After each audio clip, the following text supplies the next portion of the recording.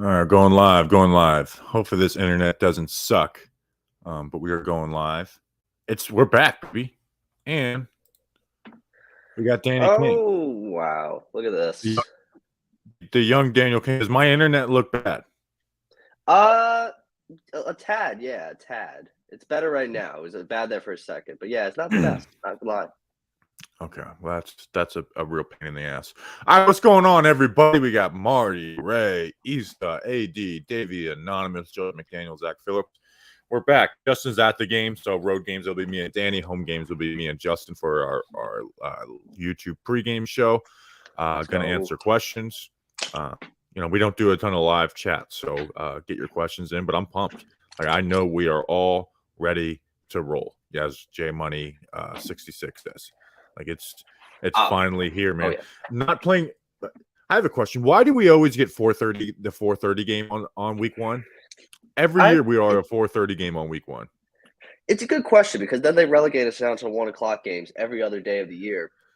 Is it just because they want to appease like the Giants because they're like one of the organizations, so they just want let's give them their 4:25 game because they're gonna not be good the rest of the year, so we can just keep them at 1:00.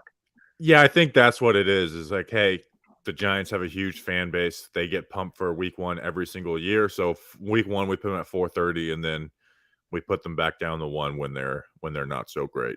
Yeah. And then once we get even halfway decent, we'll play Sunday night every week one. But we haven't been good enough to get put on there. But you remember it was Sunday night versus the Cowboys every single year. It was. Two of the bigger fan bases. Or usually what happens at the end of the year, whenever we're playing one of the teams in contention for the NFC East, we then get moved up to the 4:25 game because of that matters. That's usually how it's been. All right, so we'll get into some questions. Assuming Kayvon Thibodeaux and Azeez Ojulari are out, and like Freddie Goodall asked the question, how many snaps does Roche? Do you think Roche is getting? I know he got called up, so everyone's like, "Oh yeah, Roche's back," but he's still the odd man out in the rotation. Yeah. Like they put O'Shane and Jihad Ward ahead of him. Like those guys are clearly ahead of him on the depth chart. Maybe he's ahead of Timon Fox, and they just kept Timon Fox because he's a young guy. Maybe they like some of his special teams value. So maybe he gets the third rotation. But I'm not I'm expecting Quincy to play less than 40% of the snaps, and that's me being generous with it.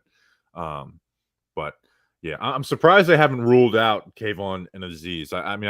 I don't think there was any chance Brian Daboll thought on Friday that those guys would play, but I don't know if it's gamesmanship or what, but they did travel supposedly with the team.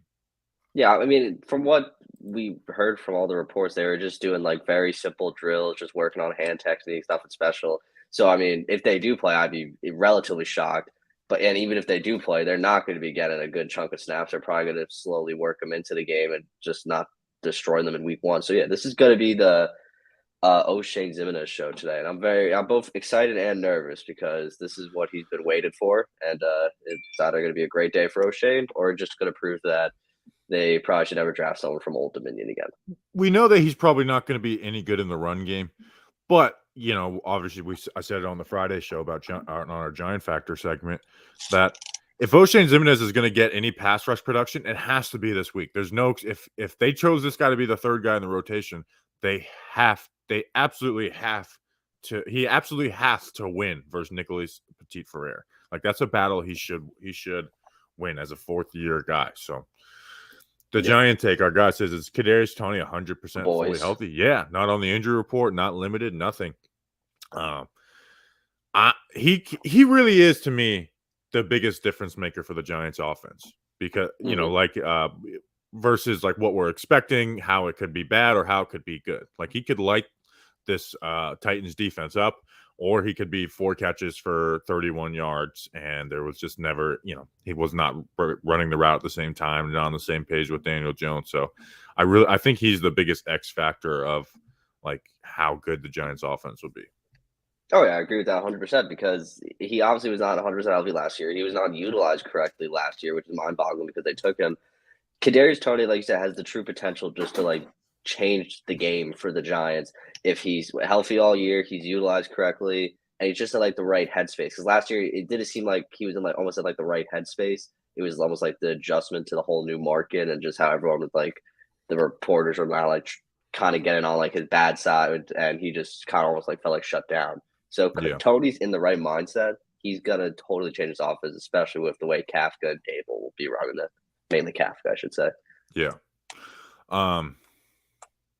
Why haven't we gotten the weather report? It's looking like people are saying it's going to rain. Are you still trusting your model?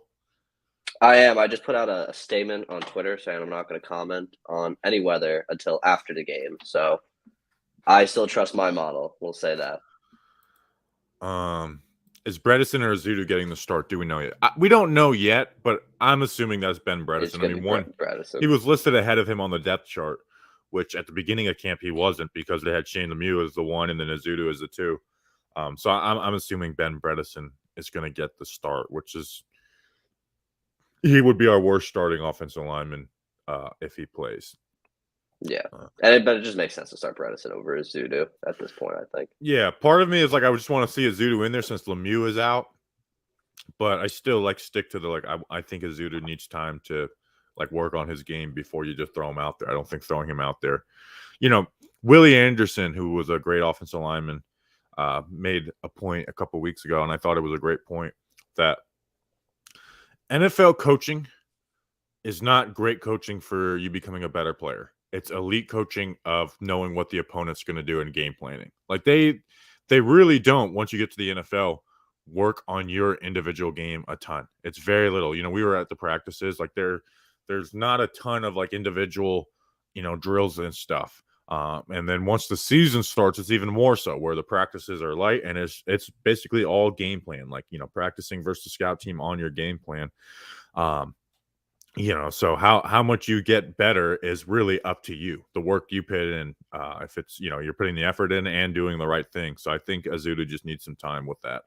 Because what I saw in the preseason wasn't a whole lot better than what we saw at UNC. Yeah. Do you think Golladay will actually? How many catches for Golladay? I was on Entertainer stream last night. Yeah. My bold prediction is that at least for 1 week, Giants fans won't hate Kenny Golladay after this game. Ooh, that is a bold prediction. He's their number 1 wide receiver. He's the ex-wide receiver. I know the preseason he had the drop. That's totally unacceptable. But he wasn't targeted after that. And again, you're not game planning a ton. He played like 4 or 5, like 4 series with the starters. Yeah. And then played a little bit in that last game, which is a sign of how they feel about Kenny Golladay. But I do think Kenny Golladay, I'm not going to say like he's going to get 7-8 catches, but I think he's going to get maybe 4 or 5 and average like 15 yards per catch on those and make some big plays. So he's the player who it's like he can change my opinion on him. The player who can change my opinion on him the most today is Kenny Golladay. Because if he goes out there and stinks and sucks, it's like, okay, this is as bad as it's being made out to be. And if he goes out there and plays well, it's like, okay, we definitely overreacted to training camp and preseason. Yeah, I mean, I just pulled up Kenny Golladay stats. Like you said, he got targeted 4 times in the preseason with 1 catch. So not the biggest sample size there. And yeah, I was in that same range, like 4 to 5. I'm going to lean more 4. I'm not going to say a touchdown because I'm not going to get crazy. The guy didn't score a touchdown all last year. There's no shot it happens week 1, in my opinion. It's probably week 2. It would, but it would be beautiful if it did happen week 1. It would be. It'd be like it would just be fantastic. But yeah, I think we're just on such a hate Kenny Golladay train right now. I think everyone's opinions will turn as the season goes on. They'll be like, okay, he's not worth the contract he has, but he's at least contributed to this offense. Yeah, he's not going to live up to that contract ever. But, like he can be like his. Let me pull it up right now so I get the numbers correct. Like we said it on his PPP. This was before the whole preseason happened. I was like, I think Kenny Golladay will be with the Giants next year. So next year, if they were to cut him, they would save $7 million or less than $7 million in cap. And then you think that player's got to be replaced by somebody, and then it'd be $14 million of dead cap. So I think we're at the Giants in a little more healthy cap situation next year. I think if he goes out and has a solid year, again, not 2019 with the Lions year, but if he goes out there and has a solid year, has a good catch rate, some I can see very well him not being cut, especially if they do go after a young QB. It's like let's not take away weapons from him just for the sake of taking saving cap space when you don't fully need it. So I think Galladay is going to have a solid game today. I don't think it's going to be amazing, but I think he's going to have a solid game today. But if he has 1 catch, 8 yards, or 2 catches, 14 yards, then all hell is coming for him. And honestly, rightfully so, as long as it's not just Daniel Jones screwing him. Yeah. Let's see. If KT's under is only at 37.5 yards, I hope he goes over. That man has the ability to get. Yeah, I don't know what we're gonna get as far as usage of Kadarius Toney. Like, there's 4 wide receivers in this room who will get real usage: Galladay, Toney, Shep, and Wandale. How many reps does Kadarius Toney get? Does he get 85% of the snaps? Is he always out there when they're running free wide receivers? Like, I can see that not being the case, even though I would like him to play as much as possible. Yeah, it's just such a question mark because obviously last year it's a totally new offensive regime in here right now. He wasn't used properly last year, so it's just really a true question mark of how they're going to utilize Kadarius Toney. I feel like first drive of the year, I feel like the offense is just going to do some kind of like crazy play, just to like almost like announce that like, hey, we have finally advanced to the modern NFL. I also don't think you need to like really specialize certain usages for Kadarius Toney. I think he's a guy who could just go out there and play, regardless of what scheme you are in. Like, even like in Jason Garrett's scheme, when he was on the field, he did well. It's just the injuries are the biggest question mark with him. Like, I think if Kadarius Toney's on the field, it doesn't matter what type of scheme you're running, he can put up production. Yeah. Let's see. Which receiver gets the first touchdown from Pablo Escobar? That is a great picture, like Pablo. I mean, you're the one who turned me on the Narcos anyways. But. Yeah. I mean, that was a great show. I'm going to say this is a tough one. I'm kind of leaning towards either Sterling or Wandale. Fuck it, I'm gonna say Toney. Oh, Toney. I'm gonna say Wandale Robinson. Okay, that would be sick. Just hopefully it happens today. Hopefully it's not a Daniel Jones 0 touchdown game. Yeah, let's get a Daniel Jones touchdown. I'm not gonna complain who it's to. It could be to Andrew Thomas for all I know. Speaking of Pablo Escobar and Narcos, a little behind the scenes for the chat. Danny's the one who recommended it to me. And I was like, great recommendation. It's a good show. He's like, yeah, you got to watch the Mexico one too. And I'm like, that's the one I watched. So I watched the Colombia one after the Mexico one. So you just watched the entire drug ring out of order. Yeah. So, but I did go back and watched both series twice, where I watched the Colombian Pablo Escobar one, and then watched the Mexico one after that. So yeah, it's one of the most rewatchable series. I think it's not one like Breaking Bad. I watched that 4 or 5 years ago. I just rewatched it this summer. I don't know if Breaking Bad's are like, I'm just going to watch it half a year after. Narcos, I can watch a half a year after. Yeah. Devery or Azuda get the start today? Neither, my man. We got Ben Bredesen. Ben Bredesen's going to start, I'm going to assume. Good old Ben Bredesen. All right, hit us with some other questions. Does Saquon score a touchdown today? I'm not going to predict that, but I think Saquon will have a solid day, especially in the receiving game. Yeah. So I am, now that we're doing this, I'm starting to get a little bit of nerves, even though we got to wait all the way till the 4:30 game. What game are you watching the most at the 1 o'clock hour? Or are you just a strictly red zone guy? I'm probably going to be strictly red zone, but if I had to throw a game on, it's probably going to be, we're looking at the 1 o'clock. It would either be Cleveland or Carolina, just because of the map, just because of the whole history. I'm going to watch the first couple drives of that game. Yeah. Or, New England, Miami could be fun just because Miami got to the first game of Mike McDaniels, Tyreek Hill. That would be a fun game. So I'm going to watch the first couple drives of Browns Panthers, like you said, just because of the Baker Mayfield element to it. And then after that, it's going to be a decision between Dolphins, Patriots, or Bengals, Steelers. So kind of, I guess just which one of those games is closer will be the one I watch. I wish the Steelers would just start Kenny Pickett. Like I really wish they. they would do. Like, I mean, he's I the am most enjoying pro it. ready of the draft. So Yeah, I am enjoying it. At least is Mitch Trubisky because just Money Mitch, who doesn't love some Money Mitch. But yeah, I wish we could see some Kenny Pickett today. I think I by the kind end of of the year hate we will 100% Mitchell see Kenny Trubisky. Like, I think he's been in good situations. I know Matt Nagy wasn't the best play caller, but he had some talent around him, and Oh yeah, the Chicago. defense was great. And I guess they won some games, but it's just I'm just not a fan of Trubisky. I think more so it was like this whole like, oh my gosh, he changed so much in 1 year in Buffalo. It's like we saw him throw the Yeah, ball 5 times, and one yeah, of those was an ugly, ugly interception. yeah. Like people think like 1 year Buffalo has changed it, but all I can say though, Mitch Trubisky and Daniel Jones has only taught me never to draft a quarterback from North Carolina or Duke ever again. I never want to see that in my life. What about you mean Drake May and what's the Riley Leonard don't get you hyped up? No, I can't even say I know who those two are. Supposedly the UNC QB is really good. And then I didn't let me see what Duke did yesterday. Let's see what my boy Riley Leonard did. But they beat Northwestern. Riley Leonard went 13 of 24. He didn't have a great game. Yep. But they did. They're 2-0. Like I forget their new coach was the defensive coordinator at Texas A&M, and look at it, Texas A&M lost yesterday. So Cutcliffe made that program a lot better. That program was a joke, and David Cutcliffe made it not a joke. So hopefully Mike Elko can get some more. But 2-0, they beat Northwestern, and then they beat they like smoked Temple, which are like, oh, it's just Temple, but Temple's a team that usually puts together some talent. Like Daniel Jones' bowl game of his last year was versus Temple. I think he had like 5 touchdowns in that game too. Yeah, Daniel Jones college highlights were fun. Yeah, Daniel Jones wasn't like this. Like you remember, we did all this stuff. Like I liked him in the draft.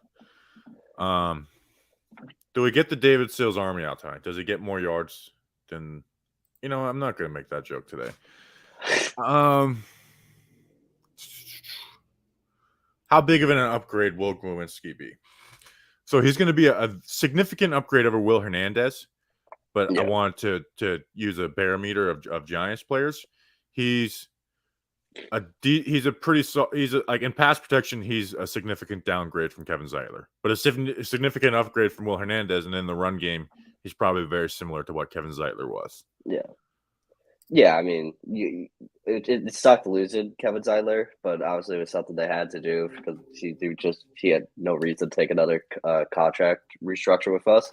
But yeah, he's definitely better than Will Hernandez, and I'm happy with that because Will Hernandez was not what we believed he would be. Who is the most important person on the defense in regards to slowing down Derrick Henry?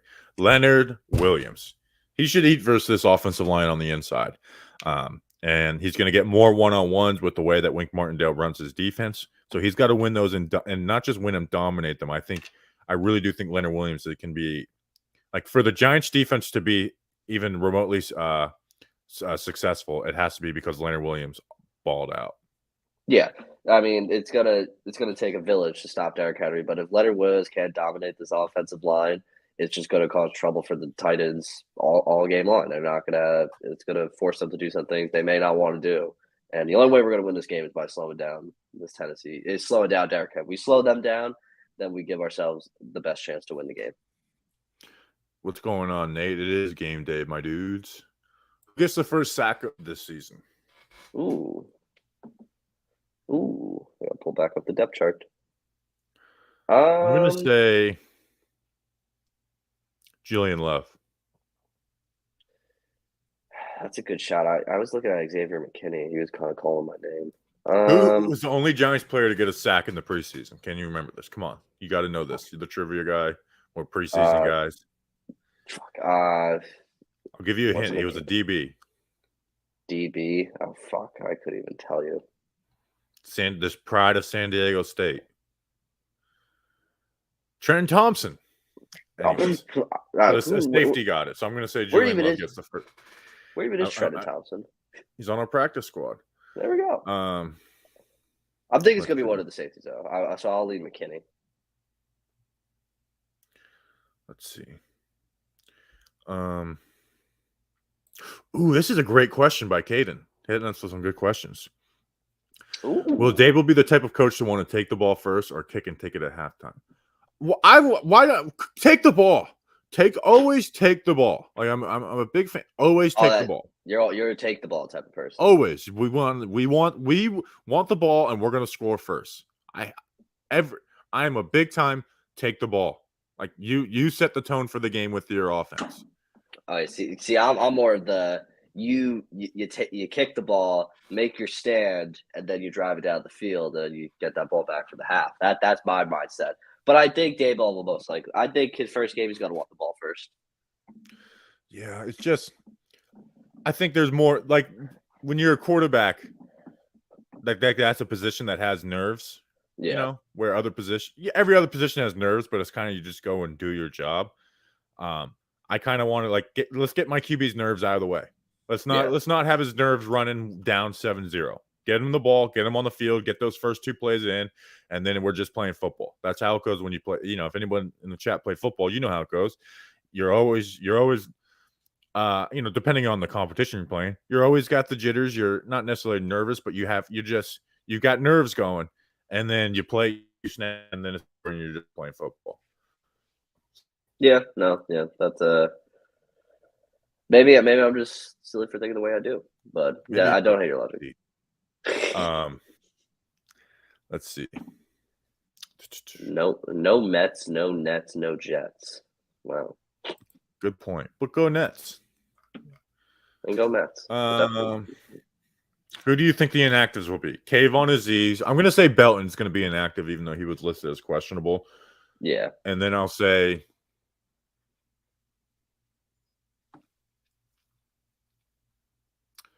who's the do they have 9 offensive linemen on the roster? I'll say Tyree Phillips. And then what about this Devery Hamilton? They got a few. But he might be their swing tackle. Oh, true. You're right. Unless they feel good about Josh Azudu being the swing tackle. Let's go back onto the defensive side of the ball. Maybe there's someone over here. But they got to have more because they promoted 2 practice squad players. So let's go. All right. So I got Tyree Phillips.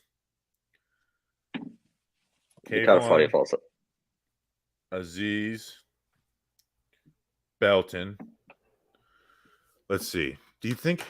No, Pinnock. I think will be active. No shot. They have 4 running backs active today. So yeah, you know what? I'm going to say Williams inactive. Yeah. Because Brightwell's the kick returner. Also, is Chris Myrick a running back now?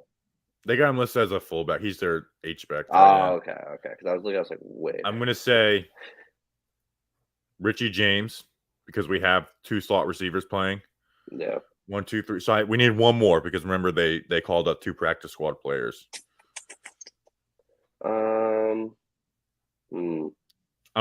say Justin Lane, the corner they got from the Steelers. So that makes 7.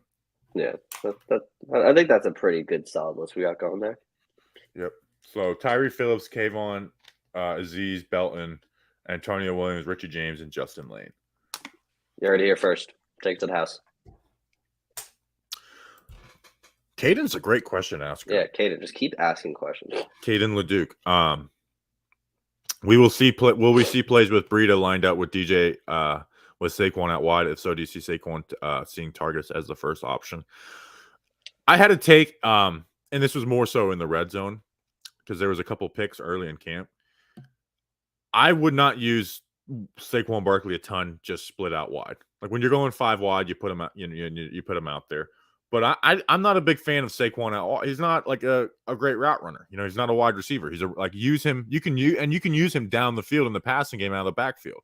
We remember that Saquon Barkley 30-yard touchdown catch versus Washington in 2019. That was 4 verts, but Saquon came out of the backfield and it screwed. So you can use him downfield out of the backfield, but I wouldn't use him a ton split out wide. Like you use him out of the backfield. Yeah. And I feel like Saquon out of the back. Sorry, go ahead. No, I'm saying I think Saquon out of the backfield just when he's at his best in the passing game because then he can start making guys miss to do some fun things. We saw that in 2019. And if you trust his leg this year, he should at least be he's not going to be 2019 level, but he should be a much better version of himself. Yeah, Saquon will be a mismatch guy in the passing game. He's not like CMC with the threat. I agree 100%. And more so in the red zone because they were making him the first read and Saquon just wasn't great with his timing. And again, he's not a wide receiver, he's a running back. And it led to DJ not pulling the trigger and it led to like a Darnay Holmes interception. And then there was another play like that. So use him out of the backfield as a receiver, not split out wide. I mean, you can I'm not saying to not do it ever, but just I wouldn't ever put an emphasis on splitting out Saquon wide. Is the O-line as it is today a big upgrade over last year? So week 1, I'm going to say it's going to be an upgrade, but not a big upgrade. Feliciano's a downgrade from Nick Gates. Bredesen's a downgrade from Shane Lemieux. Thomas is Thomas. Glowinski is a big upgrade over Will Hernandez and Evan Neal. I think Evan Neal's going to have some rookie struggles, but he is an upgrade over Evan Neal. So that's what I'm saying. It's not because you have 2 clear downgrades. But Evan Neal's going to be an upgrade over Nate Solder, obviously, even if he plays bad. And Glowinski's a good, sizable upgrade over Will Hernandez. So I'm going to say overall it's an upgrade, but not a big upgrade. Yeah, no, yeah. This we're not like revolutionizing the offensive line game of what we're bringing out there today. Once Shane gets back, I'll feel more better about it. Like it's still pretty just meh right now, but I do trust obviously the left side. The right side still probably going to be a little work in progress right now with what's his name, Evan Neal. I forgot his name there for a second, but I believe as the year goes on, we will see the true improvement and Daniel Jones having time to make things work. All right, we're going to go for about 5 more minutes. Is my internet sucking right now? It's not bad right now. It's held up fine for most of the stream. There's been like a few. All right, we're gonna go for about 5 more minutes and then we're gonna roll. Shane isn't even good. Bredesen might be better. He's not though. Ben Bredesen is not better than Shane Lemieux. Yeah, It's not saying Shane Lemieux is great, but Ben Bredesen is not better than Shane Lemieux. Like we watched Ben Bredesen last year. And then he got hurt every time. But Shane Lemieux is injury prone too. Shane Lemieux started every game in college, got to the NFL, and now he all of a sudden is injury prone. It's kind of annoying. Do you think we see the Wildcat in the red zone with Tony, Wanda, and Saquon? I hope not. I hate the Wildcat. The Wildcat I don't think I've had like one fun experience doing the Wildcat. Like, so the Ronnie Brown Dolphins, they could do it, but now it's just teams know you're gonna run. So, like, obviously you keep your corners in coverage or whatever, but teams know you're going to run. So everyone plays downhill quickly. So I do not like the Wildcat at all, especially in the red zone. You know, if you want to pull it out on a 2nd and 3, go for it. Or 1st and 10, go for it. But, like, 3rd down or in the red zone, I hate the Wildcat. Yeah, it's like it's not a fun play anymore. Everyone's like, well, no, just stop running Wildcats. Thank you, Tuto. Nice salute to you, too. Does Tony throw a touchdown this season? I don't think so. No. Now the big question is: does Andrew Thomas catch a touchdown this season? I feel like he has to. I'm going to say so. I think so. Do you see Dable being aggressive and going for on 4th and short situations, especially if Saquon having a good game? Yes, I do think they're going to be a lot more aggressive on 4th down for this team. Shane Baldwin, do you think they'll run design runs with Daniel Jones today? I don't think they're going to overload it. You'll get a read options. Oh, look who it is. It's scumbag Justin Penick. Oh, wow. You're live on air. I know. That's what I'm calling in. How are we feeling? We're feeling we're pumped. It sucks that we got to wait till 4:30. Are you at the stadium already? I am in downtown Nashville, Broadway. I don't know what I want to do. I don't know if I'm going to be on Broadway in the bars. I don't know if I want to try and find a tailgate. I just texted LPG, where you at?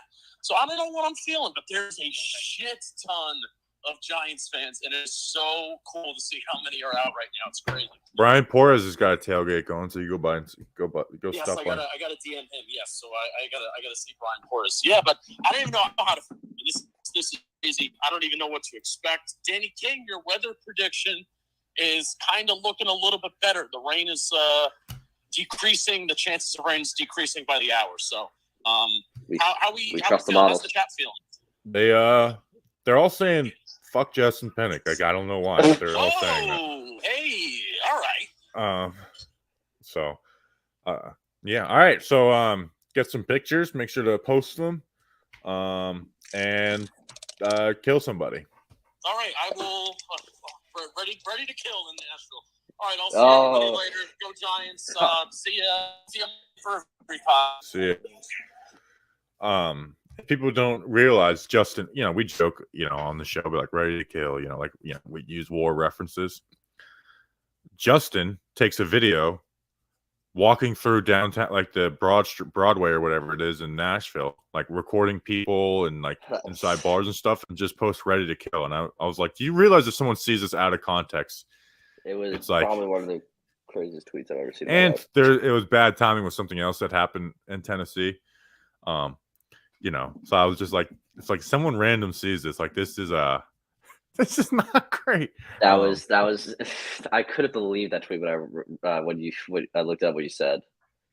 So that was funny, but everyone knew the context. It was just funny. All right, we're gonna roll, guys. Let me pull this up. We will be live after the game, recording the podcast. Patreon.com/TalkingGiants if you want to watch live with myself and Justin. Recapping a Giants victory. So it's $2 a month at the entry level, so you can be a part of those. You get a sticker. So we'll do that. And then if you don't join it, podcast will be out on YouTube at 8 a.m. on podcast apps earlier than that. So we appreciate you guys. Let's win some games. Wait, Bobby, heads or tails? Tails never fails. Come on. There you go. Simple question. All right. Go follow at Danny King ____, and then at Bobby Skinner _. Let's go Big Blue.